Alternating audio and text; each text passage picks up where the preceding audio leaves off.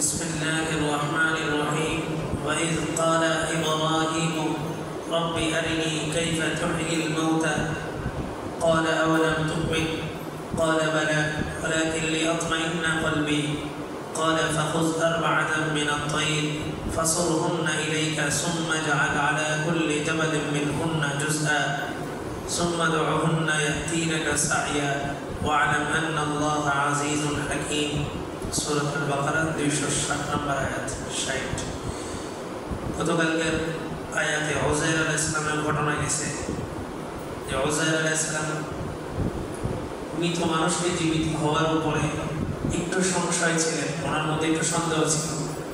আল্লাহ তাআলা ওনাকে 100 বছরের জন্য একটা মৃত্যু দিলেন। এরপর আল্লাহ তাআলা জীবিত করার পরে ওনাকে দেখাইলেন যে ওনার সাথে যে খাবার ছিল, গরম খাবার এবং পানি, কোনো সমস্যা হয় নাই 100 বছরে। একদম ধোঁয়া উঠতেছিল তখন। আর উনি যেই গাধার উপরে সওয়ার হয়ে আসছেন, ওই গাধার ময়লা পয়সা একদম মাটির সাথে মিশে গেছে। এরপর আল্লাহ তাআলা ওনার সামনেই ওই গাধার হাড্ডিগুলা একত্রিত করছেন, হাড্ডির উপরে বসতেন ফলে তার উপরে চামড়ার আবরণ দিয়া আল্লাহ তাআলা ওনাকে দেখাইছে যে আল্লাহ তাআলা জীবিত করতে পারবেন। আরও সবচাইতে যৌক্তিক বিষয় হলো, আল্লাহ তাআলা যখন মানুষকে সৃষ্টি করছেন মায়ের ভ্রূণ থেকে, তখন তো হাড্ডিও ছিল না, কিছুই ছিল না। আল্লাহ তাআলা সেখান থেকে একটা মানুষকে সৃষ্টি করছেন। আল্লাহ বলেন, অস্তিত্বহীন থেকে আমি অস্তিত্ব দেওয়াটা আমার জন্য সহজ, তার চাইতে আরও বেশি সহজ পুনরায় জীবিত করা। কারণ কবরে তো হাড্ডি থাকবে, আর মায়ের গর্ভে তো কিছুই ছিল না, সেখান থেকে আল্লাহ তাআলা আমাদেরকে জীবন দিয়েছেন। তাহলে কবরে যাওয়ার পরে পুনরায় জীবিত হওয়া এটা আরও সহজ। হিন্দুরা তাদের মাইয়াতকে, মৃতকে পুড়িয়ে ফেলে 2 কারণে। 1 নম্বর কারণ হলো এই মানুষকে পুরার দ্বারা মানুষের ছাইগুলা নদীতে ফালাইয়া দেয়, এটা কোনোদিন একত্রিত হইতে পারবে না। তো তারা মনে করে যে এই ছাইগুলা তার একত্রিত হবে না, আল্লাহ তাআলা পুনরায় জীবিত করবে কীভাবে? তারা আল্লাহকে অক্ষম মনে করে। আল্লাহ এই জন্যই বলছেন যে অন্তত ছাই তো থাকবেই। আর আমি যখন প্রথমবার তৈরি করছি তখন তো ছাইও ছিল না, কিছুই ছিল না। আর দ্বিতীয় কারণ, তারা তাদের মৃত লাশকে পুড়ে, এই জন্য যে একটা থিওরি আছে, আল্লাহ তাআলা চাঁদকে তৈরি করছেন, সূর্যকেও তৈরি করছেন। চাঁদকে আল্লাহ তাআলা আলো দিয়েছেন, সূর্যকেও আলো দিয়েছেন, কিন্তু সূর্যের মধ্যে গরম দিয়েছেন কেন? মূলত গরমের মাধ্যমে যে কোনো বস্তু বিশুদ্ধ হয়। আমরা পানি ফুটে খাই কেন? পানিটা এমনি টিউবওয়েল থেকে উঠে এমনি বিশুদ্ধ। আমরা ফুটানোর মাধ্যমে পানিটাকে আরও বিশুদ্ধ করি। গোশত কাঁচাও খাওয়া যায়, কিন্তু আমরা রান্না করে খাই কেন? এই যে পাকানোর মাধ্যমে আগুনের তাপে এটা বিশুদ্ধ হয়ে যায়। লবণ, কাঁচা লবণ খাওয়া নিষেধ, কিন্তু তরকারির সাথে লবণ কোনো সমস্যা নেই কেন? ওই যে লবণটা বিশুদ্ধ হয়ে যায়। তো সূর্যের আলোর মাধ্যমে পৃথিবীর প্রতিটা বস্তুকে আল্লাহ তাআলা বিশুদ্ধ করেন গরম তাপ দিয়ে। যে কোনো ব্যথা শরীরে, মানে যারা প্রাকৃতিক চিকিৎসা নেয় তারা বলে যে ওই জায়গায় একটু গরম সেক দিলে কী হয়ে যায়, ব্যথাটা ভালো হয়ে যায়। আমরা তো নাপা খাই, এটা ক্ষতি। প্যারাসিটামল এটা ক্ষতি। এলোপ্যাথিক যে কোনো ওষুধই ক্ষতি। পেন কিলার এটা ক্ষতি। এটা আপনার সাময়িক ব্যথা ভালো করবে ঠিক, কিন্তু আপনার কোনো না কোনো একদিকে একটা ক্ষতি করেই দিবে। কিডনির সমস্যা। তো প্রাকৃতিক চিকিৎসা, ব্যথা, মহিলাদের মেন্সের যে ব্যথা হয় এটাও গরম সেক দিলে ব্যথাটা ভালো হয়ে যায়। তো তারা তাদের বিশ্বাস যে এই মানুষটার জীবনে যত পাপ করছে, এই মানুষটাকে পোড়ানোর মাধ্যমে তার সমস্ত পাপ আল্লাহ তাআলা ধুয়ে মুছে সাফ করে দেবে। আল্লাহ গুনাহ মাফ করবেন কে? একমাত্র আল্লাহ। কোনো আগুনের ক্ষমতা নেই যে আগুন গুনাহকে মাফ করবে। আর এখানে আরেকটা অযৌক্তিক বিষয় হলো, গুনাহ দেখা যায় না আর আগুন তো দেখা যায়। তো দৃশ্যমান জিনিস অদৃশ্য একটা জিনিসকে কীভাবে সাফ করবে? যেমন নাপাকে আমার কাপড়ে লাগছে, এটা দেখা যাচ্ছে। তো পানি, এটাও দেখা যাচ্ছে। দৃশ্যমান একটা বস্তু দ্বারা আমি আরেকটা দৃশ্যমান বস্তুকে ধুয়ে মুছে সাফ করলাম, এটা যৌক্তিক। আর গুনাহ তো দেখা যায় না, আগুন দেখা যায়। তাহলে দৃশ্যমান একটা জিনিস অদৃশ্যের একটা জিনিসকে ধুয়ে সাফ করবে, এটা অযৌক্তিক। তো তারা পুইয়া সব শেষ করে ফেলে যে আল্লাহ তাআলা যেন পুনরায় জীবিত না করতে পারে। তা আল্লাহ তাআলা উযাইর আলাইহিস সালামের ঘটনার পরপরই আল্লাহ তাআলা ইব্রাহিম আলাইহিস সালামের একটা ঘটনা আছে।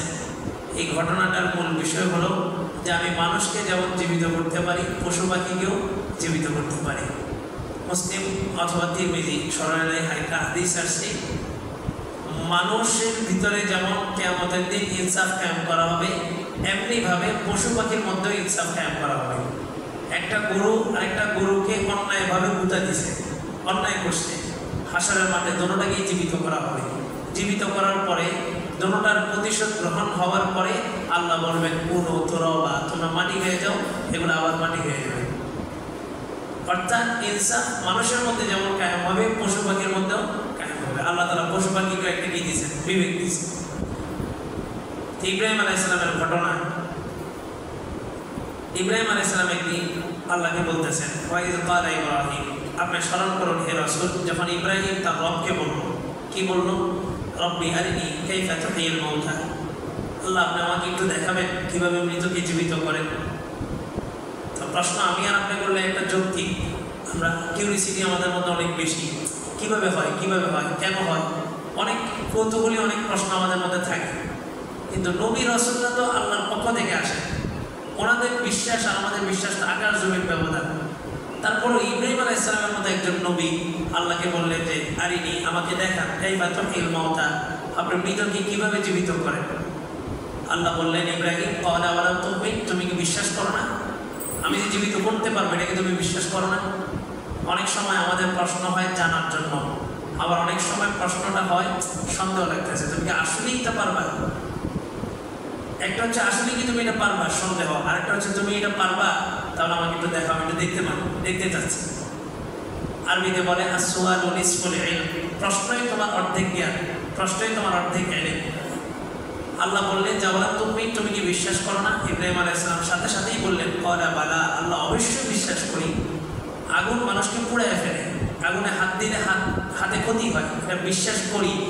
তবে এই বিশ্বাস আর আগুনে হাত দিয়া সরাসরি পরীক্ষিত হওয়া, দুইটার বিশ্বাস আকাশ জমির ব্যবধান আছে।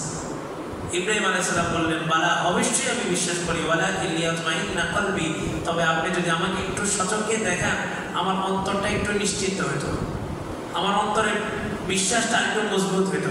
আল্লাহ বললেন ক্বালা ফাখুজ আরবাআতাম মিনাত তায়র, তুমি 4টা পাখি ধরো, 4 রকমের পাখি ধরো, ফাসরহুন্না ইলাইক, তুমি এগুলোকে বশ করো, মানে শিকার করো, তোমার শিকারি বানাও, তুমি যেটা বলবে সেটা মানবে, এটাকে পাইলা, এটাকে বশ করো। ইব্রাহিম আলাইহিস সালাম 4টা পাখি ধরলেন, 4টা পাখি শিকার করলেন, শিকার করে এই 4টা পাখিকে বশ বানাইলেন, যেভাবে যা বলে সব শুনে।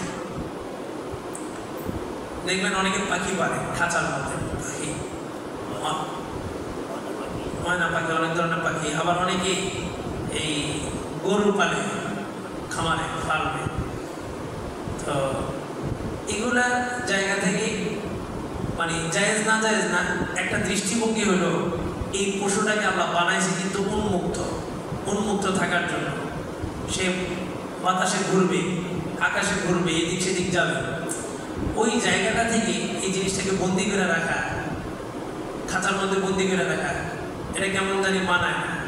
মানে জায়েজ না জায়েজ বলতেছি না, আল্লাহ আমাকে বানাইছে স্বাধীনভাবে চলার জন্য। এখন আমার যদি কেউ খাঁচায় বন্দি করে রাখে, এই গরু প্রত্যেকটা পশুর মধ্যে প্রাকৃতিক জরুরত আল্লাহ তাআলা দিয়ে দিয়েছেন। মানুষ যেমন মানুষের দৈহিক চাহিদা পূরণ করে, এভাবে পশু পাখিগুলো তাদের দৈহিক চাহিদা পূরণ করে, এবং এই দৈহিক চাহিদার মাধ্যমে মানুষের প্রজনন যেমন বাড়ে, পশু পাখির প্রজনন বাড়ে। এখন এমন একটা যুগ আসছে, খামারিরা এই দৈহিক চাহিদা যেটা আছে এটাও পূরণ করতে দেয় না, ডাক্তারের মাধ্যমে আলাদা বীজ দেয়, ডাক্তারের মাধ্যমে গরুকে আলাদা বীজ দেওয়া হয়। এই সমস্ত জায়গা থেকে আসলে এটা অমানবিক। এই পশুগুলা মনে করেন ফার্মে রাখছে, এই কত বছর, 3.5 বছর পর্যন্ত গরু সেখানে ছিল, এখন বের করতে পারতেছে না, পরে দেয়াল ভাইয়া গরুটাকে বের করছে। আপনি চিন্তা করেন তো 3.5 বছর একটা গরু এক জায়গায় থাকা, এটা অমানবিক। মানবতার দৃষ্টি থেকে এটা কেমন যেন মানায় না।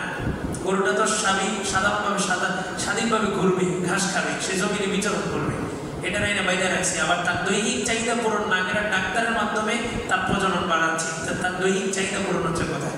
তো দেখা গেছে ওই গরু গোশত খেয়ে আপনার অ্যালার্জি হবে না তো কি হবে? গরুটার মনের মধ্যে কি একটা কষ্ট নেই? তার মনের ভিতরে একটা কষ্ট নাই। বলে যে গরু জবাই করার পরে কেউ যদি ছুরি দিয়ে আঘাত করে, ছুরি দিয়ে আঘাত করলে গরু যদি ছুরির আঘাতে মারা যায় তাহলে গরু গোশত আপনার জন্য হারাম। কারণ কি, জবাইয়ের মাধ্যমে যে পশুটা জবাই হবে তার ভিতরে যে বিষাক্ত রক্তটা আছে এটা বের হয়ে যাবে। আর আপনি যখন ছুরির আঘাত করবেন তখন গরুটা স্টপ করবে, তার রক্তটা বের হবে না। আপনি আরো শুনলে অবাক হবেন, ডাক্তারি সায়েন্স এখন এটা বের করছে যে আল্লাহ রসুল যে বলছেন পানি খাওয়ার সময় 3 শ্বাসে পানি খাবা এবং শ্বাসটা গ্লাসের ভিতরে না বাহিরে ছাড়বা। কারণ কি, কারণ হচ্ছে এই শ্বাস মানুষের কষ্ট থেকে বের হয়। আপনি অনেকক্ষণ শ্বাস আটকায় কিন্তু 5-6 লোক পানি পান করছেন, তারপরে শ্বাসটা ছাড়ছেন, একটু কষ্ট হয়েছে না, এই কষ্টটা কিন্তু আপনার শ্বাসের উপর দিয়ে বের হয়, এটা একটা প্রভাব। আর এটা যখন আপনার গ্লাসে যায় অল্প একটু হইলেও একটু বিষ তৈরি করে, বিষাক্ত, এটা বিষ হয়ে যায়। এই যে কষ্ট দিয়া এই জিনিসগুলোকে, বস্তুগুলাকে, পশুগুলাকে কষ্ট দেওয়া, এটা একটা অমানবিক, জায়েজ না জায়েজ বলতেছি না। তো ইব্রাহিম আলাইহিস সালাম 4টা পাখি শিকার করছেন। আর বস্তু যখন শিকার হয়ে যায়, প্রাণী যখন আপনার শিকার হয়ে যায়, এটাকে ছেড়ে দেন। এটা তো আপনার শিকার হয়েই গেছে, এটাকে ছেড়ে দেন, উন্মুক্ত রাখেন, এটা ঘুরবে সারাদিন, ঘুরে আবার আপনার কাছে আসবে। কবুতর শিকার হওয়ার পরে কবুতর কি করে, ছেড়ে দেন। এটা কবুতর সারাদিন ঘুরে আবার মাগরিবের সময় বাসায় চলে আসে। তো পাখি কিছু আছে একদম খাঁচায় বন্দি, আর এটা এখন ব্যবসা হয়ে গেছে, পাখি বিক্রি করে। পাখির মালিককে গরু, ছাগল, এটা তো একটা প্রজনন আছে, কেউ না কেউ এটার মালিক হয়ে হয়ে আসতেছে। পাখির মালিকটা কি অনেক টাকা বিক্রি করে, বিড়াল বিক্রি করে, কুকুর বিক্রি করে, এটা রাখাই যায় এবং সবাইকে দাম করে কুকুর বিক্রি করে, কুকুর বাড়িতে রাখা নেই। ইব্রাহিম আলাইহিস সালাম 4টা পাখি শিকার করছেন। পাখি শিকার করে এগুলোকে বশ বানাইছেন। একদিন আল্লাহ তাআলা বললেন, সুম্মা জাআল আলা কুল্লি জাবালিন মিনহুন্না জুজআ, এই সবগুলা পাখিকে জবাই করো। ইব্রাহিম আলাইহিস সালাম জবাই করছেন। এটাও কিন্তু ওনার একটা পরীক্ষা ছিল। পাখিগুলা বশ বানাইছেন, শিকার করছেন, এগুলোর মধ্যে একটা মায়া ওনার বসছে। এরপরে এগুলাকে আল্লাহ বলছেন জবাই করা। যেমন ইসমাইল আলাইহিস সালামের ব্যাপারে আল্লাহ বলছেন জবাই করো। ইব্রাহিম আলাইহিস সালাম পাখিগুলাকে জবাই করছেন। ইসমাইল আলাইহিস সালামের জবাইটা হয় নাই, কারণ আল্লাহ তাআলা জবাইটা চান নাই। আর এই পাখিগুলোকে আল্লাহ তাআলা জবাই এই জন্যই করছেন, এই পাখিগুলো তো আবার জীবিত হয়ে ওনার কাছে ফিরে আসবে, এই জন্য উনি এটা জবাই করছে, জবাই হয়ে গেছে। অথচ একই জবাই ইসমাইল আলাইহিস সালামের উপরে করছে, তখন হয়নি। কারণ ইসমাইল আলাইহিস সালাম যদি জবাই হয়ে যেত, ইসমাইল আলাইহিস সালাম আর দ্বিতীয়বার জীবিত হইতেন না। এবং কোরবানির বিধান এটাই হইতো, প্রত্যেক যুগের ধনী মানুষ তার সন্তানকে জবাই করবে, যদি সেদিন ইসমাইল আলাইহিস সালাম জবাই হয়ে যেত। এটা আমাদের জন্য একটা নিয়ামত। তো পশুগুলাকে আল্লাহ তাআলা পাখিগুলাকে বললেন জবাই করো। ইব্রাহিম আলাইহিস সালাম জবাই করলেন, জবাই করে বসে আছেন। আল্লাহ বললেন এগুলোকে কিমা বানান, কিমা জুজআ, একদম ছোট ছোট ছোট ছোট কিমা করেন। তো উনি 4টা পাখি গিয়ে বসে বসে আস্তে আস্তে এগুলোকে সবগুলোকে কিমা করছে। একটা মহব্বত জন্মাইছেন এটার প্রতি। এই জন্য ফুকায়ে কেরাম বলেন কোরবানি এটা নয় যে ঈদের আগের দিন যে আপনার পশু কিনে আনলেন আর পরের দিন জবাই করে ফেলেন, কোরবানি এটা নয়। কোরবানি হচ্ছে আপনার মনের কোরবানি। এই জন্য ফুকায়ে কেরাম বলেন কোরবানি যারা দিবেন, কোরবানি ঈদের পরের দিন আগামী বছরের জন্য পশুটা কিনে ফেলেন, একটা বছর এটার সাথে আপনার একটা সম্পর্ক তৈরি করেন। এরপরে যা কোরবানি দিন জবাই করেন, তখন যা বুঝবেন যে আসল আল্লাহর জন্য একটা কোরবানি দিলাম। নাহলে আগের দিন কিনছি পশু, পরের দিন জবাই করছি, আমিও জবাই করি না, আমি যাইও নাই, আমার যাওয়ার প্রয়োজনও মনে করি নাই। আমার ছেলেদেরকে পাঠাই দিয়েছে, ওরা যা জবাই করে নিয়ে আসছে, কষাইকে দিয়ে দিয়েছি, কষাই জবাই করে সাইজ করে বসতো আমার বাসায় পাঠাই দিয়েছে। এটা কোরবানি। 1 বছরের পশুর সাথে আপনার সম্পর্ক তৈরি করেন। নবী রাসূলুল্লাহ ছাগল চড়াইছেন না, সমস্ত নবীরা এসে ছাগল চড়াইছে। এই পশুটার সাথে আপনার একটা মায়া মহব্বত হবে। তারপরে যে ঈদের দিন যখন জবাই করতে যাবেন, তখন আপনার দিনের কষ্ট ওইটা আল্লাহ তাআলা চান। ওইটাই আল্লাহ চাইছেন যে ওই দিনের কোরবানিটা আল্লাহ যদি পশু জবাই চাইতেন তাহলে ইসমাইল আলাইহিস সালাম জবাই হয়েই যেত। আল্লাহ ওইটা চান নাই। আল্লাহ দেখছেন যে ইব্রাহিমকে আসলে আমার ভালোবাসায় তার সন্তানকে জবাই করার জন্য প্রস্তুত আছে কিনা। এটাই আল্লাহ বলছেন লা ইয়ানালাল্লাহু লুহুমুহা ওয়ালা দিমাউহা ওয়ালাকিন ইয়ানালুহু তাকওয়া মিনকুম। আল্লাহর কাছে গোশত, রক্ত, হান্ডি কিছুই পৌঁছায় না, আল্লাহর কাছে শুধুমাত্র তোমাদের মনের অবস্থানটা পৌঁছায়। ইব্রাহিম আলাইহিস সালাম বসে বসে এগুলাকে কিমা করছে। কত লম্বা সময় লাগে পাখিগুলোকে বশ বানাইছেন, বশ করছেন, এরপর এগুলোকে জবাই করছেন। এগুলো ছটফট করতেছে, ওই দৃশ্যটা উনি দেখছেন। এরপর এগুলোকে আল্লাহ বলছে কিমা করো, কিমা করতেছেন। সোম্মাদ রহুন্নায়া তিনাকা সায়া, সংবাদ পাইছেন না মা সন্তান 2টাকে জবাই করে ফেলছে। হ্যাঁ, কি কি যুগ আসলো, নিজের আপন সন্তানকে মা জবাই করছে, 2টা সন্তান। এটা একদম বাস্তব। কেউ কখনো কাউকে হত্যা করে, মানে মা ছেলে তো প্রশ্নই না, একজন সাধারণ মানুষকে হত্যা করে সে স্বাভাবিকভাবে আর জীবনযাপন করতে পারবে না, অস্বাভাবিক হয়ে যাবে, তার ঘুম হবে না, খানা হবে না, কোনো অবস্থাতে সে নিশ্চিত থাকতে পারবে না। তো এটা আল্লাহ তাআলা উঠে দিলেন। আল্লাহু আকবার। সুম্মা দুউহুন্না ইয়াতিনাকা সাইয়া। আল্লাহ বললেন ইজআল আলা কুল্লি জাবালিন মিনহুন্না জুযা। তাফসীর কিতাবের মধ্যে আসছে উনি এগুলোকে কিমা করার পর আল্লাহ তাআলা বলেন যে এগুলো সবগুলোকে মিক্স করে দেন। চারটা পাখিকে আল্লাহ তাআলা কিমা করে রাখছিলেন। তো ইব্রাহিম আলাইহিস সালাম মনের মধ্যে কৌতূহল, আমি আল্লাহকে কি বললাম আর আল্লাহ আমার কি পরীক্ষা নিতেছে। তো আল্লাহ বললেন যে এগুলো সবগুলোকে একত্রিত করেন। তো উনি এবার চারোটা পাখির ওই মাথা, হাড্ডি, ডানা, পা সবগুলোকে একত্রিত করে একদম মিক্স করে দিয়েছে, মানে আলাদা করা সম্ভব না। তারপর আল্লাহ বললেন আলা কুল্লি জাবালিন মিনহুন, এই চারটাকে মিক্স করার পরে আবার চার ভাগ করেন। তো উনি চারটাকে মিক্স করার পরে এখন কি আর আলাদা করা সম্ভব? এগুলো চারোটা দেখতে একই রকম ছিল। তো এবার মিক্স করার পর আল্লাহ বললেন যে চারটা ভাগ করেন। তো উনি চারটা ভাগ করছেন। সুম্মা দুউহুন্না ইয়াতিনাকা সাইয়া। আল্লাহ বললেন যে চারটা ভাগ করে, চারটা ভাগ, চার অংশকে চারটা পাহাড়ের উপরে রেখে আসেন। পরে উনি কিমা ছোট ছোট গোস্ত করা এই পা, ডানা, মাথা এগুলো সবগুলো মিক্স করে চারটা পাহাড়ের উপরে রেখে আসছেন। আল্লাহ বললেন সুম্মা দুউহুন্না ইয়াতিনাকা সাইয়া, এগুলোকে ডাক দেন। তো উনি যখন ডাক দিছে উনি তাকায় দেখলেন যে এই পাহাড় থেকে ডানা, ওই পাহাড় থেকে পা, ওই পাহাড় থেকে মাথা, ওই পাহাড় থেকে ডানা সবগুলো উইঠে একত্রিত হয়ে চারোটা পাখি মুহূর্তের মধ্যে জীবিত হয়ে খুব দ্রুত স্পিডে ওনার দিকে আসা শুরু করছে। সুম্মা দুউহুন্না ইয়াতিনাকা সাইয়া ওয়া আলাম আন্নাল্লাহা আজিজুন হাকীম। ইব্রাহিম, তুমি জাইনা রাখো নিশ্চয়ই আল্লাহ তাআলা পরাক্রমশালী এবং মহাজ্ঞানী। আল্লাহ তাআলা উযাইর আলাইহিস সালামকে সরাসরি মৃত্যু দিয়ে দেখাইছেন যে আমি মানুষকে আবার জীবিত করতে পারি। আর আল্লাহ তাআলা ইব্রাহিম আলাইহিস সালামকে পশু জীবিত করার মাধ্যমে দেখাইছেন যে সব কিছুর পুনরুত্থান, পুনরুজ্জীবিত সব কিছুকে আমি করবো, সব কিছুর মধ্যে আবার প্রাণ আমি সঞ্চার করবো। প্রতিটা মানুষ, প্রতিটা বস্তুর পরিপূর্ণ ইনসাফ দিয়ে তারপরে যে আমি এটার সমাপ্তি ঘটাবো। তো আল্লাহ তাআলা সব কিছুকে জীবিত করবেন। পশু পাখিকে বলবেন তোমরা তোমাদের প্রতিশোধ গ্রহণ করো, ওয়াকুনু তুরাবা, বাস মাটি হয়ে যাবে। আর আদম সন্তানকে আল্লাহ তাআলা ইয়াউমুল জাযা, ইয়াউমুল হাসর, ইয়াউমুল কিয়ামা সেদিন জীবিত করে আদম সন্তানকে তার প্রতিদান দিবেন। এবং জান্নাতীরা জান্নাত, জাহান্নামীরা জাহান্নামে যাওয়ার পরে আল্লাহ তাআলা ইদ্রিস আলাইহিস সালাম, আরেক রিওয়ায়াতে আসে ইয়াহইয়া আলাইহিস সালামকে ডাক দিয়ে বলবেন এই প্রাণীটাকে জবাই করা, একটা কালো প্রাণীকে জবাই করা হবে। ওই প্রাণীটাই হচ্ছে মানুষের মউত। এরপর আর কোনোদিন মরণ আসবে না। জাহান্নামীরা জাহান্নামে, জান্নাতীরা জান্নাতে।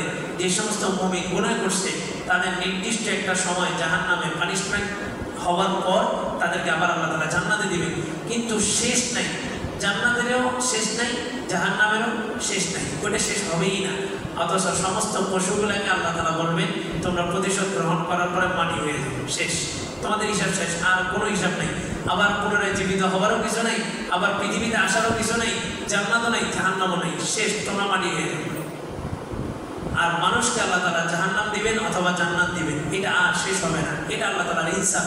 আপনি দেখবেন এই জিনিসটা বোঝার জন্য যৌক্তিক জায়গা থেকে আপনি এটা বুঝে আসবে না। কিরে দুনিয়ার হায়াত মাত্র 60 বছর, 60 বছর আমি গুনাহ করার কারণে কোটি কোটি বছর জাহান্নামে জ্বলবো, এটা কেমন? আপনি এটা পরীক্ষা করবেন। আপনার অধীনস্থ আছে না? প্রত্যেকেরই তো অধীনস্থ আছে, কর্মচারী আছে বা সন্তান আছে বা কেউ না কেউ অধীনস্থ তো আছে। রাসূল বলেন আলা কুল্লুকুম রা' ওয়া কুল্লুকুম মাসউলুন আন রাইয়াতিহি। তোমরা প্রত্যেকেই দায়িত্বশীল, তোমাদের প্রত্যেককেই তার অধীনস্থদের সম্পর্কে জিজ্ঞাসিত হতে হবে। প্রত্যেকটা বাবা তার সন্তান সম্পর্কে জিজ্ঞাসিত হতে হবে। প্রত্যেকটা দোকানের মালিক তার কর্মচারীদের সম্পর্কে হাসরের মানে জিজ্ঞাসা করা হবে তাদের। আপনি একদিন একটু ধৈর্যের সাথে শুধু একটা বছর একটা কর্মচারীর কর্মকাণ্ড দেখবেন, এক বছর কিচ্ছু বলবেন না, শুধু তার এই অন্যায়গুলো দেখবেন। অন্যায়গুলো দেখার পর মানে দেখবেন আপনি নিজেই সিদ্ধান্ত নেবেন যে এই এরে আমি 10 বছর শাস্তি দেব, 10 বছর পর্যন্ত তার বেতন বাড়াবো না। তা আল্লাহ কি আমাদের কোনো অন্যায় ধরতেছেন? ধরতেছেন না, শুধু দেখতেছেন, শুধু তামাশা দেখতেছেন যে আমরা কি করতেছি, কি পরিমাণ গুনাহ করতে পারতেছি। ওই কর্মচারীটা যদি এমন হয় যে কর্মচারী খাবার আপনি খাওয়ান, তার পোশাক আপনি দেন, তার বেতন আপনি দেন, তাকে চালান, তার মাকে চালান, তার বাবাকে চালান, তার পুরো পরিবারকে চালান, তাহলে আপনার রাগটা কি পরিমাণ হবে? এবং 24 ঘন্টা সব নিয়ামত তাকে আপনি দিয়ে রাখছেন, কোটি কোটি টাকা তার পিছনে আপনি খরচ করতেছেন। এই কর্মচারীটা যদি আপনার অবাধ্য হয়, আপনার গোসাটা কেমন হবে? আমরাও দেখেন 24 ঘন্টা শত সহস্র কোটি কোটি নিয়ামতের ভিতরে ডুবে আছে। এই নিয়ামতগুলো কার? আল্লাহ। এই অক্সিজেন কি দামি, কত দামি, কোটি টাকার মানে। বসুন্ধরা কি বলছে? আমি তোমাকে আমার সমস্ত সম্পত্তি লিখে দেব, আমাকে শুধু একটু বাঁচাও। পারেনি। করোনার সময় অক্সিজেনই তো ছিল না, আপনার টাকা দিয়ে কি হবে? যে এই সমস্ত নিয়ামত আল্লাহর ভোগ করতেছি, আল্লাহ শুধু তামাশা দেখতেছেন। এরপরে যে জাহান্নাম দিবে, ওই জাহান্নাম থেকে আর কখনোই বের করবেন না। খালিদিনা ফিহা আবাদা, ওখানে চিরস্থায়ী হবে। এইটা আমার আপনার কাছে অযৌক্তিক মনে হতে পারে যে 60 বছরের গুনাহ পানিশমেন্ট আমাকে কত কোটি বছর দিতেছে। আপনি একটু আপনার কর্মচারী 1 মাসের কর্মকাণ্ড দেখবেন।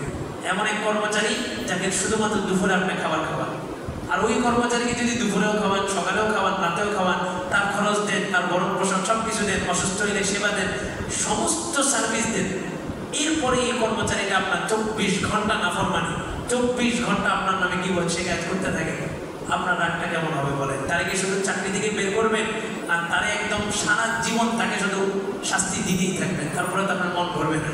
তাহলে আমি আর আপনি 24 ঘন্টা আল্লাহ নিয়ামতের মধ্যে ডুবে আল্লাহরই নাফরমানি করতেছি, আবার আল্লাহকে দেখায়।